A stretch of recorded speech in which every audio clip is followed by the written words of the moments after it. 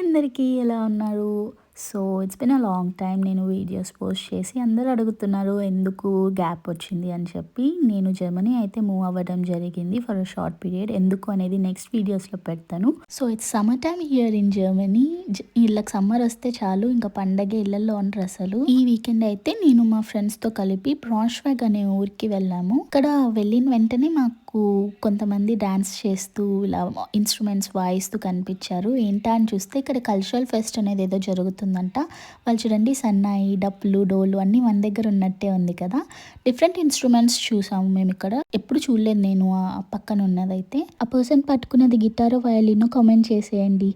ఇక్కడైతే ఇది ఎంత పెద్ద మాల్ చూసారా? మాల్ కూడా ఒక కోటలా ఉంది. క్యూట్ క్యూట్ కార్నర్స్ కదా, బ్యూటిఫుల్గా ఉన్నాయి. ఇక్కడ ఈ ఆర్కిటెక్చర్ ఫేమస్ అంట అసలు. వీటి నేమ్ వచ్చేసి ఫ్యాక్ వ్రెక్ హౌజర్ అంట. ఇంగ్లీష్లో హాఫ్ టింబర్ హౌసెస్ అంటారు. సో ఆ వుడ్తో వీళ్ళు ఈ హౌస్ కన్స్ట్రక్షన్ అనేది చేస్తారంట. అండ్ వీటి కన్స్ట్రక్షన్ కూడా కింద చిన్నగా పైన పెద్దగా ఉంటుందంట, ఏదో ఫర్ ట్యాక్స్ పర్పస్కి. ఇలా చూసారా, వీళ్ళు ఏదో ఇన్స్ట్రుమెంట్ ప్లే చేస్తున్నారు. చాలా బాగుండింది వినడానికి. అండ్ ఈ స్ట్రీట్స్ అయితే చాలా లైవ్లీగా ఉన్నాయి.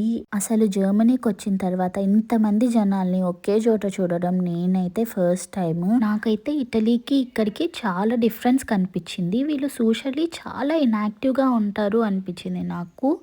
ఎవరి లైఫ్ వాళ్ళది అన్నట్టు ఇండిపెండెంట్గా బతకడానికి ఇష్టపడతారు. కానీ ఇటలీలో అలా కాదు, చాలా socially active. End of the day Indian food పడాల్సిందే. సో ఇలా ఇండియన్ ఫుడ్ తినేసి ఎండ్ చేసేసాము ఈ డే. సో వీడియో నచ్చితే లైక్, షేర్ అండ్ సబ్స్క్రైబ్.